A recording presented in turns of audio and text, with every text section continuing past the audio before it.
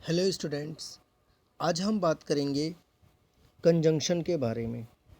Conjunction एक बहुत important topic है इंग्लिश ग्रामर का। अगेन ये चैप्टर भी आपकी हेल्प करेगा एडिटिंग और ओमिशन को समझने में। एडिटिंग और ओमिशन को करने में ये टॉपिक भी आपकी हेल्प करेगा। तो चलिए सबसे पहले हम बात करते हैं कंजंक्शन के डेफिनेशन की। देखिएगा, कंजंक्शन और कनेक्टर ये दो शब्द हैं। कंजंक्शन ही कनेक्टर है that join two or more words or group of words of sentence. यानी कि हम लोग ये कह सकते हैं conjunction is a word which merely join two or more words or sentences together. Conjunction एक ऐसा शब्द होता है जो दो या दो से अधिक शब्दों को जोड़ता हो या फिर दो या दो से अधिक सेंटेंसेस को जोड़ता हो। For example, god made the country and man made the town. भगवान ने देश बनाया और इंसानों ने टाउन बनाया। Our hoard is little but our hearts are great. हमारा जो धन संपत्ति है वो थोड़ी कम हो सकती है, लेकिन हमारा जो हृदय है वो महान है। She must weep or she will die. उसे रोना चाहिए, नहीं तो वो मर जाएगी। Two and two make four. दो और दो मिलकर के चार बनते हैं। आप देखेंगे इन सारे शब्दों, इन सारे वाक्यों में एंड, बट और एंड, ये चार जो है वो कंजंक्शन है। एंड, पहले वाले में एंड है, दूसरे वाले में बट है, तीसरे वाले में और है और चौथे वाले में भी एंड है। ये चारों के चारों क्या हैं? दो शब्दों को या दो वाक्यों को जोड़ रहे हैं, इसीलिए ये किसका काम कर रहे हैं? कंजंक्शन का काम कर रहे हैं। ठीक है स्टूडेंट्स, अब देखिएगा आगे बात करते हैं काइंड्स ऑफ कंजंक्शन। कंजंक्शन कितने प्रकार के होते हैं? भाई देखिएगा, कंजंक्शन मोस्टली दो ही प्रकार के होते हैं और अगेन इसमें भी वर्ड मीनिंग बहुत ज़्यादा इम्पॉर्टेंट है। Coordinating conjunction and subordinating conjunction. Coordinating conjunctions क्या होते हैं? देखिएगा, the word which is use to join two sentences of equal rank. Equal rank के दो सेंटेंसेस को जोड़ा जाता है और order together is called coordinating conjunction. Equal rank के दो सेंटेंस को अगर जोड़ा जाता है तो वो क्या कहलाते हैं? कोऑर्डिनेटिंग, एक दूसरे के संपूरक। ठीक है, the sun set, the night fall. ठीक है, सूर्य ढलता है और रात भी ढलती है। ठीक है, तो इसका क्या हो जाएगा? The sunset and the night fail, work hard you will fail. ठीक है भाई, देखो ज़रा आप इस वाले वाक्य में देखोगे तो क्या हो जाएगा? अगर आप ऐसे समझोगे कि सूर्य ढलता है और रात आती है तो क्या हो जाएगा? The sunset and the nightfall, सूर्य ढलता है और रात आती है। और ये एंड जो है ना, ये सेंटेंस में ना एडिशन का काम करती है। किसका काम करती है? एडिशन का काम करती है, ऐड करती है, दो चीज़ों को जोड़ती है। लेकिन ये जो और है ना, ये लेस करता है, यानी कि सब्ट्रैक्ट करता है, माइनस करता है। क्या करता है? ये माइनस करता है। कैसे देखेंगे? Work hard or you will fail, और कठिन परिश्रम करो नहीं तो फेल हो जाओगे।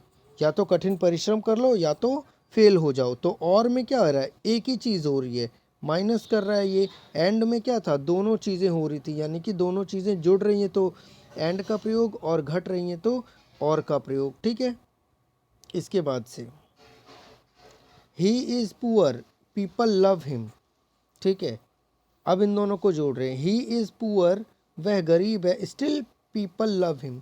फिर भी, स्टिल का मतलब क्या हो गया? फिर भी लोग उसे प्यार करते हैं। Radha has failed, Sita has passed. Radha fail हो गई लेकिन सीता पास हो गई। अब आप देखेंगे ज़रा ध्यान से, पहले दो वाक्यों में क्या हो रहा था? दोनों वाक्यों में जुड़ रहा था। ठीक है। दूसरे वाक्य में क्या हो रहा था, दूसरे वाक्य में घट रहा था, एक चीज़ ही हो सकती है। तीसरे वाक्य में क्या हो रहा था कि कॉन्ट्रास्ट है, ठीक है ना, गरीब है तो अक्सर ऐसा होता है गरीब को लोग पसंद नहीं करते, लेकिन यहाँ पे क्या है, कॉन्ट्रास्ट है, तो यहाँ पे स्टिल आ गया। राधा फेल हो गई और अगला सीता पास हो गई, तो इसमें क्या है, कॉन्ट्रास्ट है भाई, एक फेल हो गया दूसरा पास हो गया, तो इसमें क्या आ गया, बट आ गया। ठीक है, तो ये सारे की सारी चीज़ें होती हैं हमारे सेंटेंस में, और इन सब चीज़ों को सम अप करके ही हम लोगों को पता चलता है कि भाई कंजंक्शन का यूज़ कैसे करना है। अब ये जो सेंटेंसेस थे ये सारे के सारे इक्वल रैंक के हैं, ये सारे के सारे कैसे हैं, इक्वल रैंक के हैं। इक्वल रैंक होने की वजह से ही ऐसा हो रहा है। ठीक है, फिर इसके बाद से आता है कोऑर्डिनेटिंग कंजंक्शन। कोऑर्डिनेटिंग कंजंक्शन क्या होता है, अ कंजंक्शन, सॉरी सबऑर्डिनेटिंग बेटा, सबऑर्डिनेटिंग कंजंक्शन क्या होता है, सबऑर्डिनेटिंग कंजंक्शन यानी कि सबऑर्डिनेट करना, एक चीज़ दूसरे से कम होगी या फिर अनइक्वल रैंक होगा। ठीक है, देखिएगा ज़रा ध्यान से, कैसा होगा, अनइक्वल रैंक होगा। वहाँ पे तो जोड़ रहे थे तो कैसी चीज़ों को जोड़ रहे थे, इक्वल रैंक को जोड़ रहे थे, लेकिन यहाँ पे क्या होगा, अनइक्वल रैंक होगा। तो इसको क्या कहेंगे, coordinating conjunction. I like him because he is honest. I know where you were born, मैं जानता हूँ तुम कहाँ पैदा हुए थे। I will do this if I am allowed, मैं ये करूँगा अगर मुझे अनुमति मिलती है। ही इज़ वेरी पुअर दो ही इज़ हैप्पी।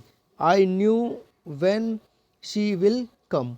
तो आप देखेंगे इन सारे वाक्यों में क्या हो रहा है, इन सारे वाक्यों में जो है वो सेंटेंस जो है बराबरी के नहीं है, अनइक्वल रैंक है। ठीक है, तो अनइक्वल रैंक होते हैं, तो भाई अनइक्वल रैंक में आप देख सकते हैं कि जो सेंटेंस अपने आप से बना हुआ है उसकी खुद की मीनिंग है। ठीक है, जैसे कि अगर हमारे पास ये है आई लाइक हिम, आई लाइक हिम अपने आप में ही कंप्लीट है। ठीक है, तो बिकॉज ही इज़ ऑनेस्ट, ये दोनों अनइक्वल रैंक के हैं, अनइक्वल रैंक के हैं। Because he is honest, because he is honest, I like him, तो आई लाइक हिम के लिए अपना एक पूरा मतलब निकलता है, ही इज़ ऑनेस्ट का भी अपना पूरा मतलब निकलता है। अनइक्वल रैंक है, दोनों दो बातें हैं, अलग अलग हैं। ठीक है, आई नो मैं जानता हूँ, वेयर यू वर बॉर्न, देखो भाई I know where you were born, तो आई नो जो हो गया वो अपनी तरफ से एक, मैं जानता हूँ, ये अपने आप में एक कंप्लीट सेंटेंस है। यू वर बॉर्न, तुम पैदा हुए थे, ये भी अपने आप में एक कंप्लीट सेंटेंस है।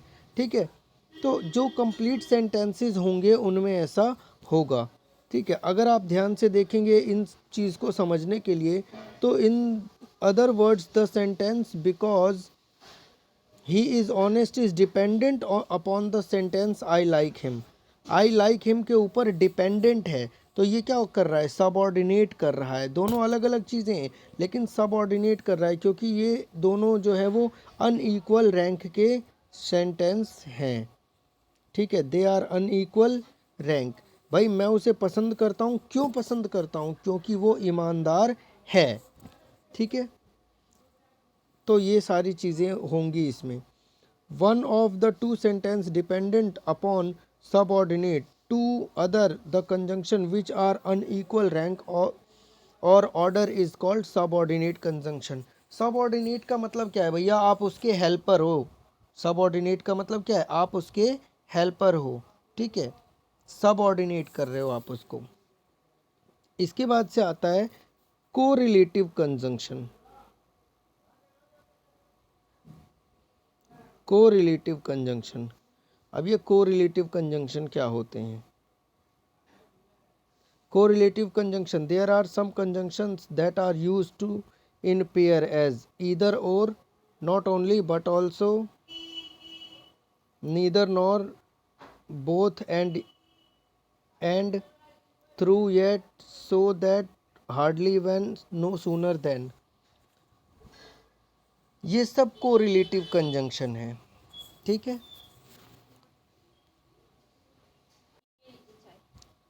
कोरिलेटिव कंजंक्शंस जो होते हैं वो एक दूसरे से जुड़े हुए होते हैं, जैसे either or, either take it or leave it, या तो इसे ले लो या छोड़ दो। Neither nor, he is neither rich nor poor, ना वो अमीर है ना वो गरीब है। Both and, he is, he we both loved and honoured him, हम उसे प्रेम भी करते हैं और उसका सम्मान भी करते हैं। दो येट, दो येट, दो he is poor yet he is happy, हालांकि वो गरीब है फिर भी वो खुश है। नॉट ओनली बट ऑल्सो, ना सिर्फ लेकिन वो भी। He not only passed but also won the scholarship, ठीक है, ना तो ना सिर्फ वो पास हुआ बल्कि उसने स्कॉलरशिप भी जीती। So that he was so tired, वो इतना थका हुआ था, that he could hardly walk, कि वो मुश्किल से ही चल पा रहा था। हार्डली देन, हार्डली वैन मतलब जैसे ही पहुँचे वैसे ही। He hardly reach the station when it began to rain, जैसे ही वो स्टेशन पहुंचा ही था कि रेन स्टार्ट हो गई, कि बारिश स्टार्ट हो गई।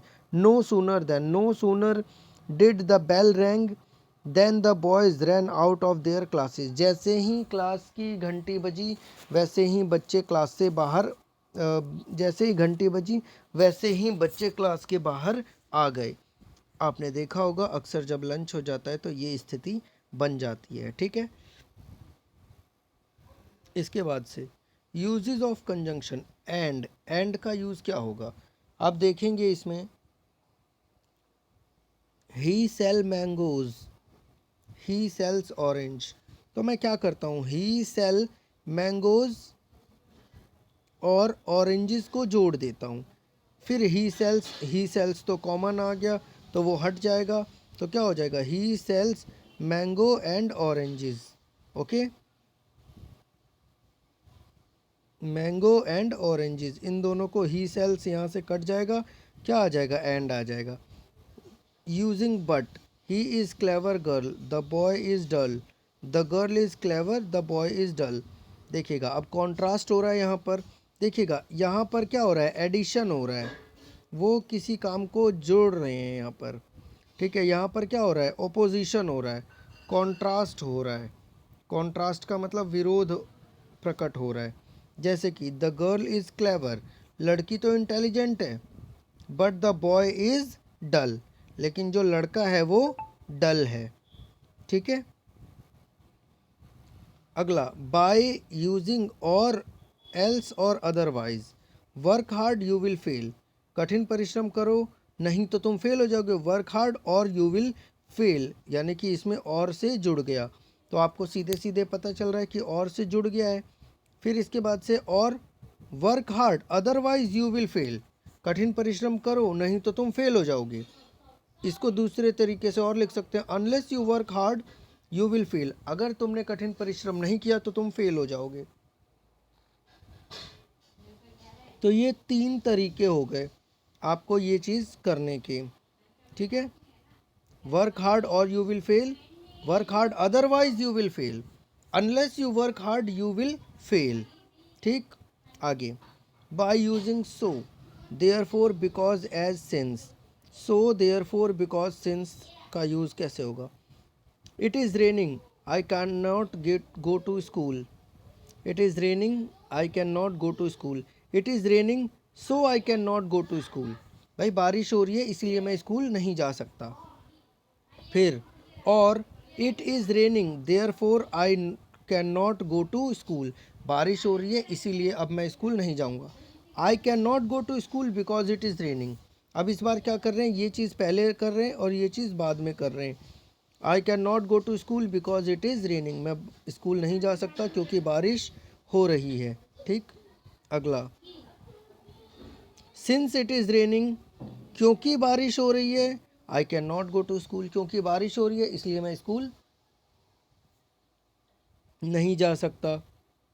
अब इसके बाद से यूजिंग दो, ऑल दो, स्टिल, जैसे he could not pass, he tried often. ठीक है, he could not pass, he tried often, उसने कई बार कोशिश की लेकिन पास नहीं हो पाया। ही कुड नॉट पास दो ही ट्राइड ऑफन, उसने कई बार कोशिश की, हालांकि उसने कई बार कोशिश की लेकिन वो पास नहीं हो पाया। ऑल्दो ही ट्राइड ऑफन, हालांकि उसने बहुत बार कोशिश की, ही कुड नॉट पास, फिर भी पास नहीं हो पाया। He tried often still he could not pass, उसने बहुत बार कोशिश की तभी भी वो पास नहीं हो पाया। ठीक है, तो ये सारे के सारे कंजंक्शन है, इसको आप करेंगे। उम्मीद करता हूँ कि आपको कंजंक्शन समझ में आया होगा। ये आपकी एडिटिंग और ओमिशन में काफ़ी हेल्प करेगा। और बच्चों, अगर आपको कोई डाउट आता है तो आप ज़रूर मुझे कमेंट बॉक्स में ज़रूर पूछेंगे। और